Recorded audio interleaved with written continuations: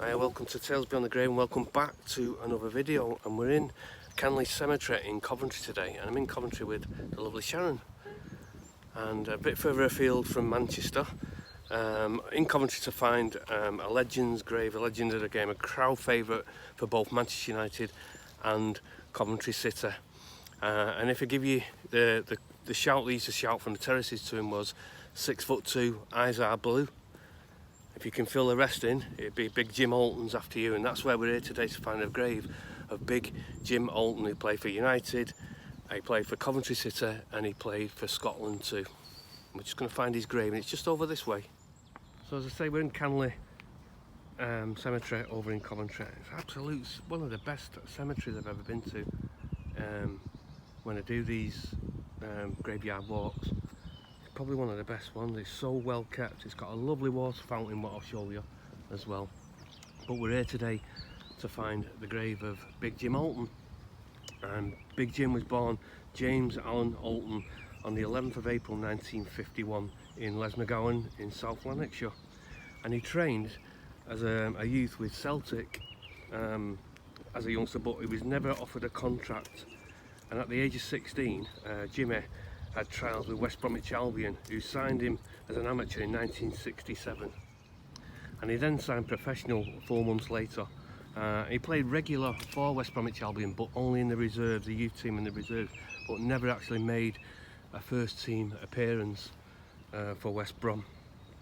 Now, he was quickly snapped up by Harry Gregg in 1971, who was then the manager of Shrewsbury Town Football Club, and Harry Gregg was a United legend. He was the goalkeeper in the Munich air crash disaster in 1958, and Harry was manager at Shrewsbury, and he quickly snapped him up because he'd watched him loads of times as a youth, and he said to him, "You're going to go right to the top one day, and I'm going to sign you." So his first club professionally would have been Shrewsbury Town. Now what Harry Gregg did, he wrote a letter to the Scottish FA, and he told them to notify them that Jimmy Holton was good enough and eligible to play for Scotland at international level. And this is where the connection with United comes in, because the manager at the time of Scotland was no one other than Tommy Docherty, and Tommy Docherty took him into the youth system of Scotland and the under-21s, and as you know, Tommy Docherty later become Manchester United manager. Now that's where the connection with United started.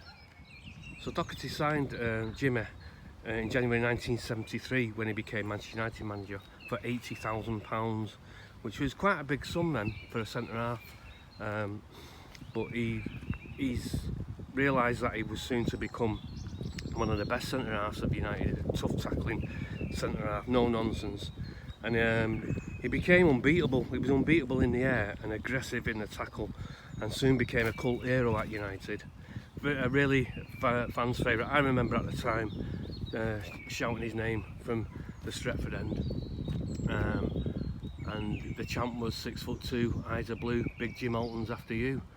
Even though he was 6'1" and had brown eyes, but the chant stuck with him, and everyone known him as Big Jim Holton. And he was the scourge of centre forwards. Really, they didn't like playing against him because of his aggressive football. He was, like I say, hard in the tackle. I remember one particular game when a centre forward pushed right up to him and went head to head with him, and just near the Stretford end, Jimmy Holton stuck the nut on him, and we all heard it from the Stretford, and everyone went ooh like that because you heard the thud, because this centre forward had come up against Big Jim. So the opposing fans didn't like him because of his aggressive style of football and his combativeness as well. And like I said, he was virtually unbeaten in the air, scored his goals from corners as well, because it'd be Steve Coppell or Gordon Hill pick him out in the corner, and Big Jim stood out and put the head on the ball, and he scored most of his goals through corners. Now it took a turn for the worse, really. Big Jim broke his leg on against Sheffield Wednesday, and during his comeback he was about to come back into the reserve games to ease him back into the first team, and then he broke his leg again, and unfortunately that was the end of Jimmy's sort of like career at United. They couldn't take a risk on him coming back again through injury and then breaking his leg again. They couldn't do that, so unfortunately he was sold on, and he was sold on to a team called Miami Toro before he come back to Sunderland on loan, and they made a move permanent in 1977, and he played for Sunderland, and then he actually was transferred to Coventry City, where he become a cult hero at Coventry City. And that's the reason why we're in Coventry today. This is the final resting place of Big Jim Holton. I'm going to take you over to his grave shortly. I'm just showing you around this fantastic cemetery. I've never been to a cemetery as nice as this before. Absolutely wonderful, nice to see. So as I said, it's probably one of the best cemeteries I've been in, but this water feature here, absolutely stunning. So if you ever come over to Big Jim Holton's grave, make sure you come over this side and have a look at this lovely water feature.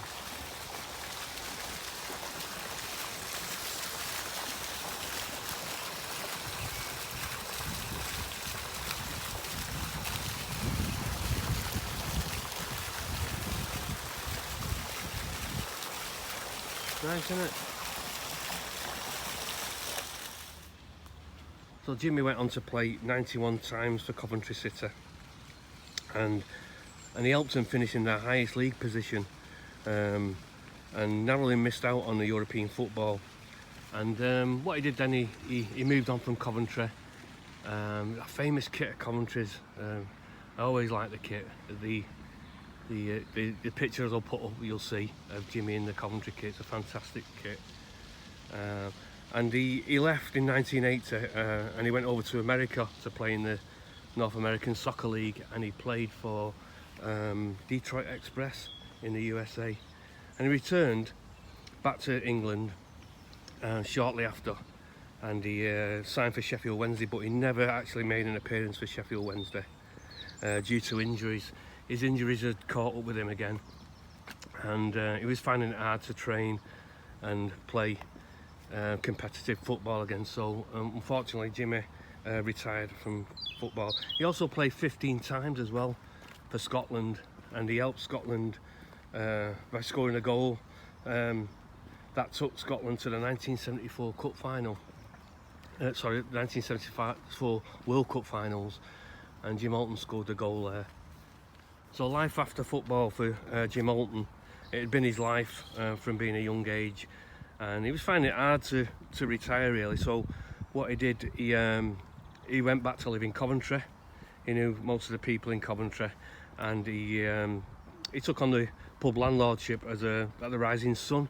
If anyone from Coventry can remember the Rising Sun in Coventry. And he also managed the old Stag Inn, which I'm not too sure if they're still there, but if you're from Coventry watching this and you know of them two pubs, let us know if they're still standing, the old Stag Inn and the Rising Sun. Now unfortunately this took Jimmy's career, and he passed away at a really young age of 42. It was a bit of a shock to the system when he passed away, Jimmy, because like I said, only not long since retired, and he was only 42. And what happened on the 4th of October 1993, aged just 42, he'd been for a run in the countryside because he was still trying to keep fit even though he wasn't playing football.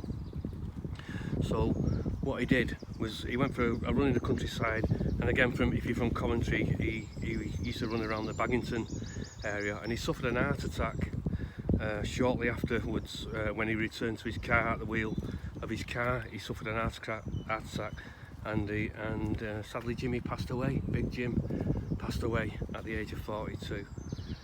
Now his funeral was attended by, this is how popular he was, Jimmy, by over 1,000 people trying to get into the church to see the funeral of Big Jim Holton. And among the ones who attended were John Sillett, who was a Coventry manager, who he played for, John Sillett, Steve Grizovic, the keeper, as well. He attended. Joe Jordan, who was his United teammate and Scotland teammate, and they were very close, him and Joe Jordan, and also Tommy Docherty attended as well. So that's the short life of Jimmy Holton, really.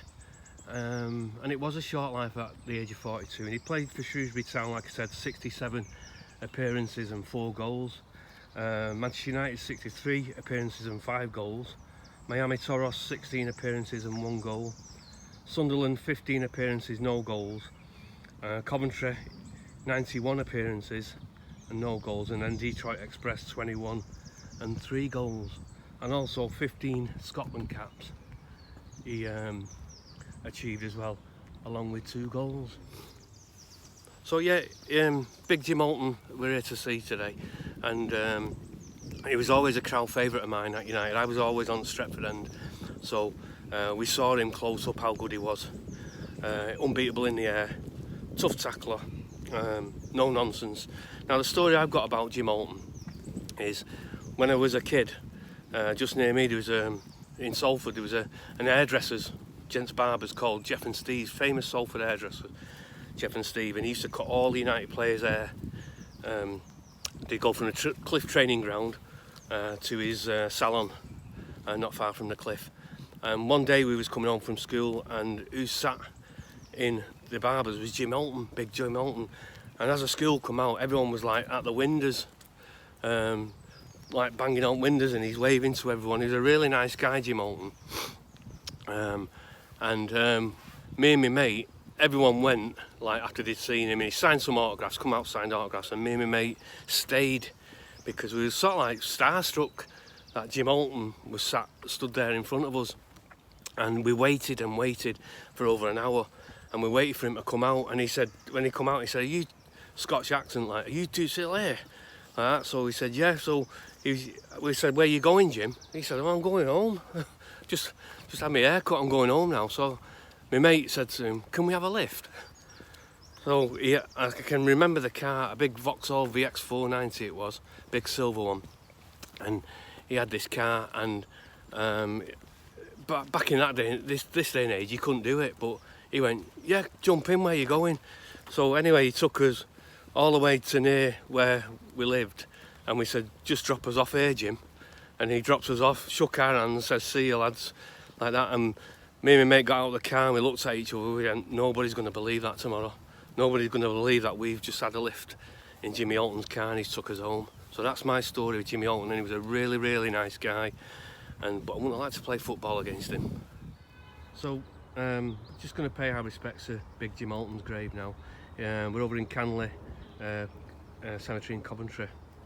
So if you need any details of where to find him, message us, and I'll let you know where it is. But as we approach big Jim Holton, all I can think of is getting that lift off him, me and my mate, watching him from the terraces of United, from the Stretford end, watching his crunching tackles, and watching him head the ball into the back of the net. Big Jim Holton just approached his grave now, and this is the grave of Jimmy Holton. As you can see, we've got Scottish thistle on it, a football, and it says James Holton, Big Jim, 1951, 1993, always loved, never forgotten. And somebody has left Eyes of Blue, 6'2" Eyes of Blue, which is his book, a United scarf around it as well, and also a United programme, which looks like quite a recent one as well. But this has been like another, I always say it's an honour to do United players' graves, and all I can say as I'm stood by his grave is thanks for the memories, Jim, thanks for the lift, and you'll never be forgotten. 6'2", Eyes of Blue, big Jim Holton's after you. Thanks for the memories. So it's been Tales Beyond the Grave. Thanks everyone for watching. If you've enjoyed the video, let us know. Please subscribe. You don't have to subscribe if you don't want to, but it just encourages me to get back out and bring you some interesting videos. So give us a thumbs up if you liked it, let us know if you liked it, let us know if you didn't like it, and I'll see you on the next one from Tales Beyond the Grave. Thanks for watching, I don't know where I'm going, but I'll see you when I get there. See ya.